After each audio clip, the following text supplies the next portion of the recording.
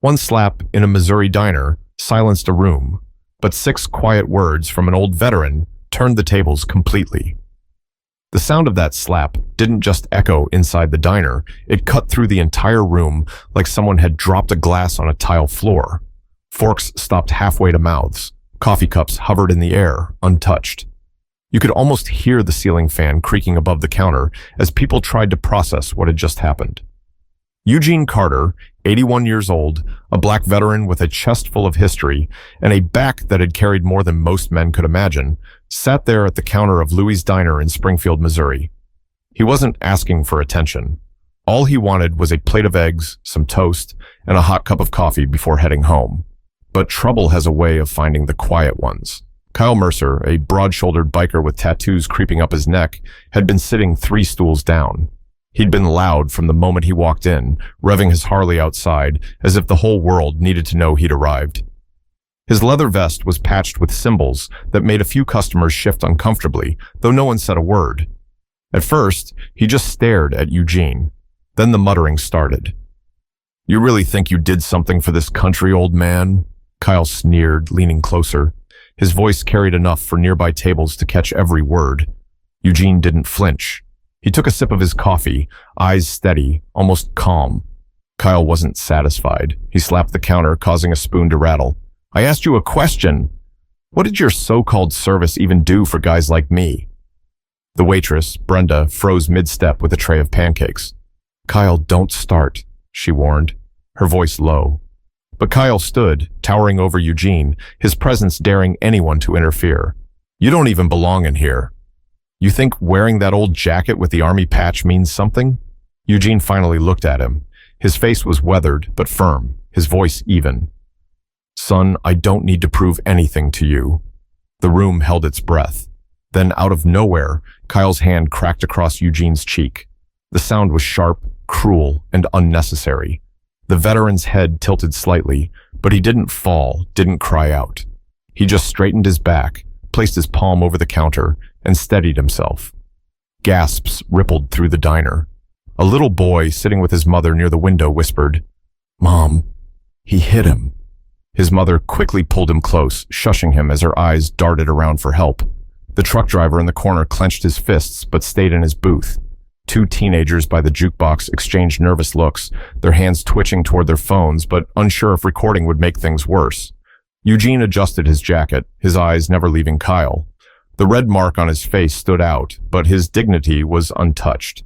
He reached for his coffee cup again, sipped slowly, and said just 6 words.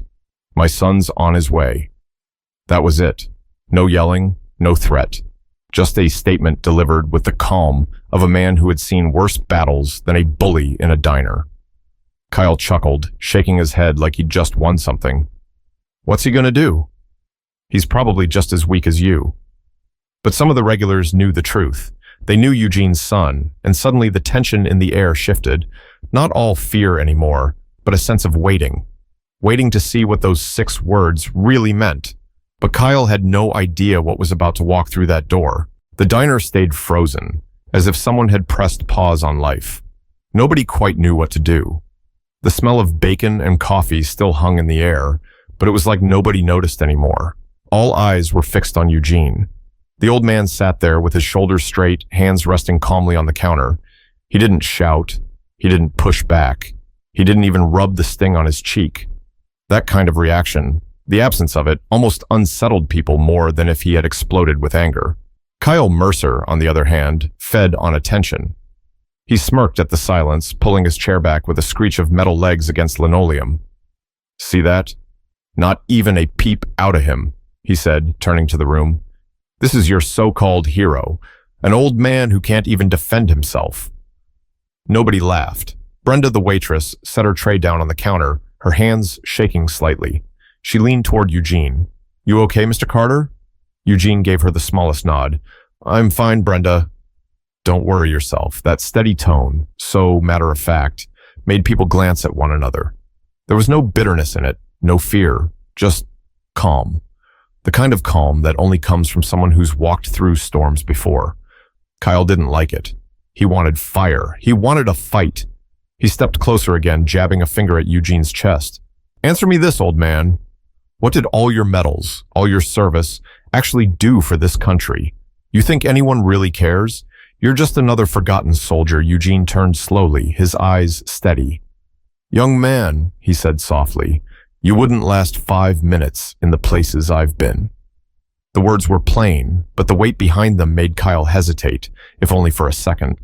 Then Eugene went back to his plate, cutting into his eggs like the world hadn't just stopped. The act was so normal, so steady, that it made Kyle look ridiculous by comparison. A truck driver in the corner finally spoke. "Kyle, that man's got more backbone than you'll ever have."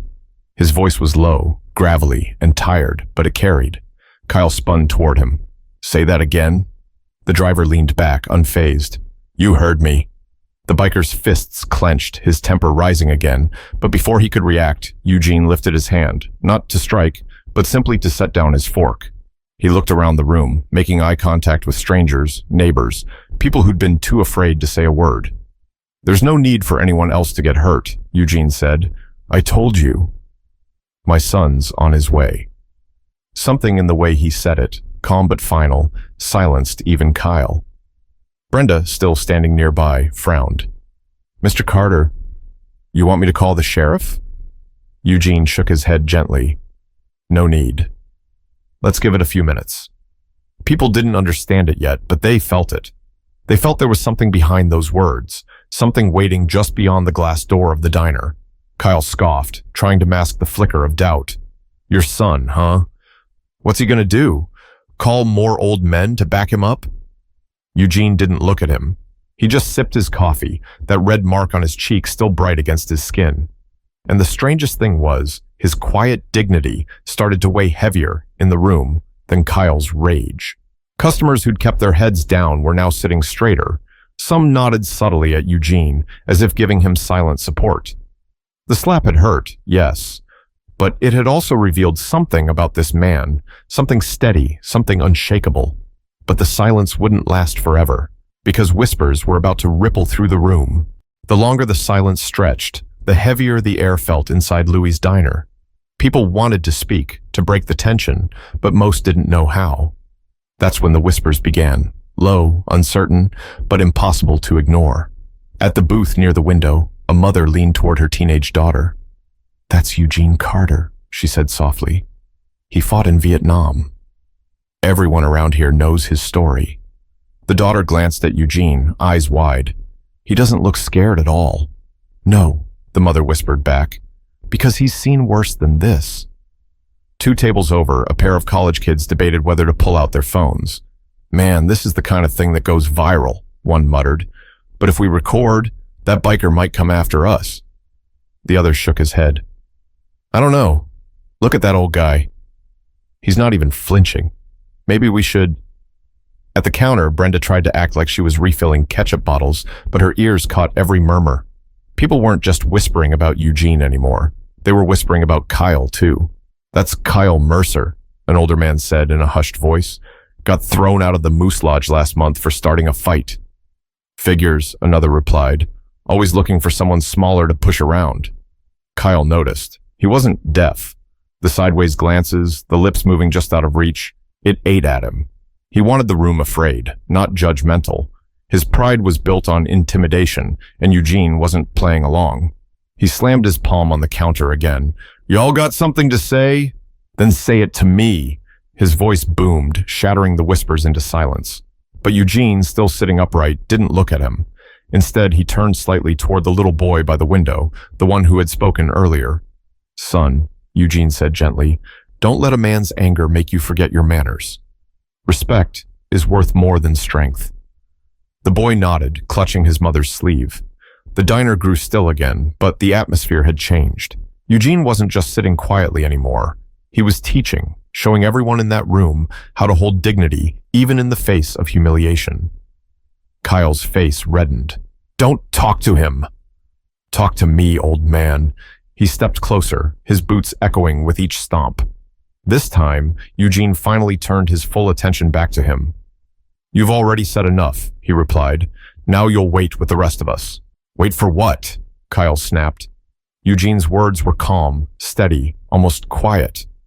"For my son," That single phrase rolled through the diner again. People exchanged glances. Some mouthed, "His son?" with eyebrows raised. One man near the door whispered, "Anthony Carter, right? He's in the army, stationed out at Fort Leonard Wood. That's only 40 minutes from here." The college kids sat up straighter. "Wait, his son's military?" "Major," the man confirmed. "Decorated. Whole town knows." The whispers started up again, this time heavier, charged. Now, it wasn't just talk about Eugene being too old to fight back. It was about who was coming. And Kyle, for the first time, looked less sure of himself. He masked it with another laugh, but his hand twitched nervously at his side. Eugene reached for his napkin, wiped his mouth, and set it neatly beside his plate. He wasn't eating anymore. He was waiting too. But while the room whispered about who was coming, Eugene's phone was already buzzing in his pocket. The buzzing in Eugene's pocket cut through the thick silence like a reminder that the outside world still existed. Slowly, he reached for his phone, flipped it open, and pressed it to his ear. His movements weren't rushed. Everything about him was deliberate, steady. "Hello?" His voice was calm, almost casual, but every pair of eyes in the diner was locked on him. On the other end, Anthony's tone came through firm but warm. "Dad, I just got your message." "What happened?" Kyle smirked, leaning closer, trying to listen in. "Oh, here we go. Gonna cry to your boy now?" He muttered loud enough for people nearby to hear. Eugene ignored him, focusing on the voice he trusted most. "I'm at Louie's diner," he said simply. "Got into a little situation." "What kind of situation?" Anthony's voice sharpened. Eugene glanced at Kyle, then back to the counter, his tone never shifting. "A disrespectful man thought it was wise to put his hands on me. I told him I'd wait until you arrived." For a second, the diner went stiller than before. Even Brenda leaned in, pretending to stack cups just to catch more of the conversation. Anthony's voice came through like a blade, controlled but edged with fire. "He did what?" "Don't rush," Eugene replied, calm as ever. "Take your time." "I'm not hurt." But Anthony wasn't buying it. "Dad, you know I can't let that slide. I'm less than half an hour away. I'll bring a couple of the guys. They're with me at the base." Kyle tilted his head, his smirk faltering slightly. "What's he gonna do? Call the whole army on me?" He laughed, but this time it felt weaker, forced. Eugene held the phone steady. "Son, I don't need a fight. I just need him to learn what respect means. You understand?" There was a pause on the line. Then Anthony's voice came back firm, measured. "I understand. I'll be there soon." Eugene ended the call and placed the phone carefully on the counter. He folded his hands, stared at his empty plate, and exhaled softly. The whispers picked up again around the room. "Did you hear that?" "He's bringing soldiers. Major Carter, I've heard of him. Supposed to be tough as nails. Man, this biker has no idea what's coming." Kyle turned on them. "Shut up, all of you." His fists tightened, but there was a flicker of doubt in his eyes now. Eugene finally spoke again, his voice even, but directed straight at Kyle. "You've got 20 minutes to think about what you've done. You might want to use them wisely." That sentence landed heavier than any punch could. Brenda swallowed hard. She leaned toward Eugene. "Mr. Carter, I don't mean any disrespect, but are you sure this is the right way? Things might get ugly." Eugene gave her a soft smile. Sometimes the best lessons come when a man sees his reflection, not his fists. The truck driver muttered under his breath. "Amen to that." Kyle barked out a laugh, though his voice cracked. "You all think some army boy's gonna scare me? I've handled worse. He's just flesh and bone like the rest of us." But no one responded. No one agreed with him. For the first time since walking in, Kyle stood on an island of his own making, his voice bouncing back empty. Eugene adjusted his jacket, his hand brushing the patch sewn on the sleeve, faded but proud. He didn't raise his voice, didn't threaten, didn't move an inch. He just waited, eyes calm, as if he already knew how this story would end. But Kyle couldn't stand silence. So instead of waiting, he started running his mouth louder and uglier than ever before. The tension was stretching thin, like a rope about to snap. Kyle paced back and forth in front of the counter, his boots thumping against the floor. The silence in the room was suffocating him, so he filled it with noise. "You all think some soldier boy's gonna walk in here and scare me?" he shouted, gesturing wildly. I've dealt with cops, bouncers, gangs, you name it. Nobody tells Kyle Mercer what to do. His voice bounced across the diner's chrome walls. Nobody answered. Yeah, that's right, he continued, glaring at each booth in turn. I see you all whispering, acting like you know something. You don't know me. You don't know what I'm capable of. Brenda's hands trembled as she set down another pot of coffee. Kyle, just sit down. You're making it worse. He snapped toward her, his tone sharp. You keep quiet, Brenda. You've been serving me long enough to know I don't take orders. That earned him glares from a few regulars, but none of them moved. They were waiting, just like Eugene, though their patience carried nerves instead of calm. Kyle leaned over Eugene again, lowering his voice so it was only just audible to those nearby. Your son thinks he's a tough guy, huh? What's he gonna do, lecture me? Maybe flash some medals? He chuckled cruelly. I'll put him on the ground before he even takes his hat off. Eugene didn't blink. He simply met his stare, unshaken. If you believe that, you don't know my boy. That reply seemed to sting worse than silence. Kyle sneered, clenching his jaw. Your boy, huh? Let me tell you something, old man. Blood or not, he ain't gonna save you when I decide I'm done talking. He flexed his hands like he was itching for a fight, but the truth was written in his eyes. His swagger had cracks in it. A man at the corner booth, a mechanic named Howard, who usually kept to himself, finally spoke up. Kyle, you ought to quit while you can. You're digging your own grave. Kyle spun toward him, nostrils flaring. Say that again? Howard leaned forward, elbows on the table, steady as stone. I said quit. You've already crossed the line. You don't want to cross the next one. The words made Kyle pause, if only for a breath, but his pride roared louder than his reason. You think I'm scared? Let him come. Let this so-called major show up with his little buddies. I'll stand right here and show every one of you how weak your heroes really are. The college kids exchanged uneasy looks. One whispered, he's bluffing. He's terrified. The other shook his head. Maybe. But terrified men do stupid things. Kyle marched back to the counter, planting himself in front of Eugene. You know what I see when I look at you? A man who wasted his life, fighting wars that didn't change a damn thing. You think people remember? They don't. They laugh at you behind your back. Eugene set his coffee cup down with a soft clink, finally turning his full body to face him. His voice stayed even. Respect isn't something you take, Kyle. It's something you give so it can be given back. That's a lesson you never learned. The words hung heavy. For a brief second, it looked like Kyle had no comeback. Then he laughed, loud, harsh, the kind of laugh that dared anyone to contradict him. Respect?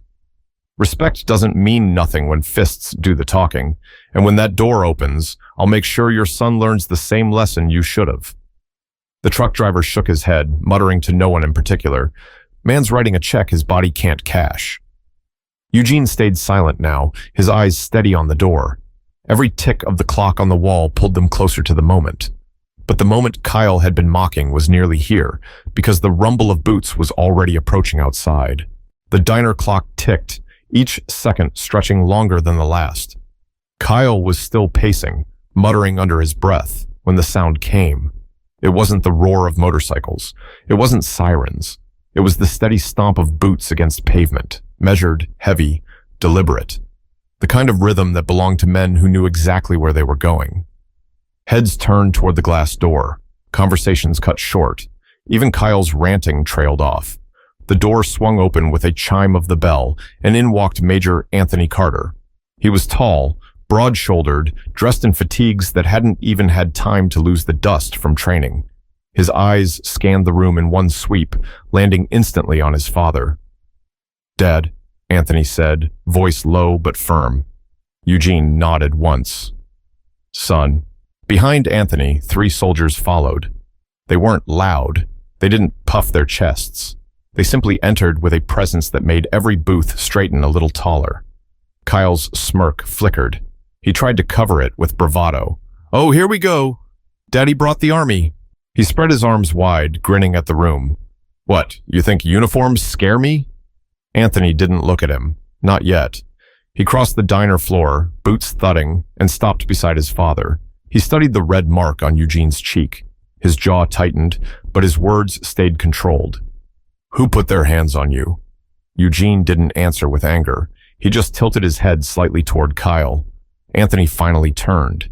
His eyes met Kyle's, and for the first time, the biker's swagger faltered. There was no yelling, no threats in Anthony's gaze, just a cold, steady stare that carried the weight of discipline and consequence. You, Anthony said evenly, you touched my father? Kyle forced a laugh, but it came out thin. Yeah, I did. What are you going to do about it? You think that uniform makes you special? Anthony stepped closer, the other soldiers right behind him. The room seemed to shrink. This uniform, he said calmly, represents sacrifice. It represents men like him who gave more than you'll ever understand. And you thought it was smart to put your hand on him? Kyle puffed his chest, voice louder now. He's just an old man. You can't hide behind that forever. Respect? That's earned by strength. Anthony didn't blink. No. Strength without respect is just weakness in disguise. The soldiers flanking him stayed silent, their posture enough to fill the space with tension. One of them, a sergeant, locked eyes with Kyle like he was measuring him, deciding whether the man was worth a single ounce of attention. The customers were silent too, watching like they were caught in the middle of something larger than a diner dispute. Kyle tried one last shot at bravado. You can bring all the soldiers you want. I ain't afraid. You put me in a fight with any one of you, Anthony cut him off, his tone suddenly sharper. You won't. That single interruption silenced the biker completely. Anthony leaned in just enough so that Kyle couldn't mistake his words. You laid your hand on a man who fought for freedoms you take for granted. That ends here. You've got one chance to make it right, and you'd better take it. The biker's lips parted, but no sound came. His bravado cracked under the weight of eyes on him, not just the soldiers, but every person in the diner. People who had seen him swagger in with noise and fists, now watching him shrink under quiet authority. Eugene finally spoke again, his voice calm but carrying through the room. Respect, son. That's all this was ever about. He needed to learn it. And now he's got the chance. Kyle's face burned red. His fists flexed, but his shoulders slumped just slightly, the fight draining out of him. But Anthony wasn't finished yet, because confrontation wasn't just about standing tall, it was about demanding change. Anthony didn't rush. He stood tall, shoulders squared, letting silence carry more weight than shouting ever could. When he finally spoke, every word was precise, cutting through the thick air of the diner. You put your hands on a man who's older than you, stronger in ways you'll never understand, and who already fought battles so you wouldn't have to. Tell me, Kyle, what exactly did you prove by slapping him? Kyle shifted on his boots. His mouth opened, but the words caught. He tried to smirk, tried to rebuild the swagger, but under the gaze of Anthony and his soldiers, it faltered. Kyle stammered. He disrespected me, acted like he was better. Anthony stepped closer, his voice unwavering. Better? My father never had to say a word to be better than what you're showing right now. Respect doesn't come from loud voices or cheap threats. It comes from how you treat people, especially those who paved the way before you. The sergeant behind Anthony added quietly but firmly, Where we come from, you lay hands on a man like him, you answer for it. Kyle's head jerked toward him, then back to Anthony. So what, you gonna hit me? Show the whole diner you're just like me? Anthony shook his head. No, that's the difference between us. I don't need to hit you. I just need you to understand that every eye in this room is watching. They saw what you did, and they'll remember who you are because of it. Eugene, still calm at the counter, folded his napkin neatly and spoke again. Son, the mark on my cheek will fade by tomorrow, but the mark on your name, that one you'll carry for the rest of your life. The words cut deeper than any threat. Several heads in the diner nodded in agreement. The truck driver muttered, Preach, Mr. Carter. Kyle's fists tightened, but his voice cracked. You all don't know me. Anthony's eyes bore into him. We know enough. We know you tried to humiliate a man who's given more than you'll ever give. We know you thought strength was measured in who you could slap, and we know right now you've got a choice. He paused, letting the weight sink in. Either you walk out of here with your head down and think about the man you want to be, or you stand here and prove to everyone that all you'll ever be is a bully. The silence that followed was suffocating. Kyle's chest rose and fell faster now. Sweat lined his brow. His eyes darted to the door, then back to Eugene, then to Anthony. For the first time, he looked small. Brenda broke the silence, her voice steady but soft. Kyle, we all saw it. You crossed the line. You know you did. The mechanic in the corner added, and if you've got any sense left, you'll make it right before it's too late. Kyle's jaw worked. He swallowed hard, looking at Eugene again. The veteran's eyes weren't angry. They weren't gloating. They were patient, as if still waiting for him to choose dignity over pride. Anthony leaned in one last time, his voice low but firm. Respect him. Now. While you still can, Kyle's lips pressed tight. His shoulders sagged, and then finally, he muttered, barely above a whisper, I'm sorry. It wasn't loud, it wasn't brave, but it was something. Eugene nodded once, his voice soft but steady. Apology doesn't erase the action, but it's the start of change. Remember that Kyle's eyes flickered, shame crawling across his face. Anthony stepped back, giving him room. Leave. Before you make another mistake, Kyle didn't argue. For once, he didn't have a comeback. He turned, muttered something under his breath, and pushed out the door. The rumble of his bike starting outside was the only sound breaking the silence. The diner exhaled as if it had been holding its breath the entire time. But even as Kyle left, the lesson wasn't over.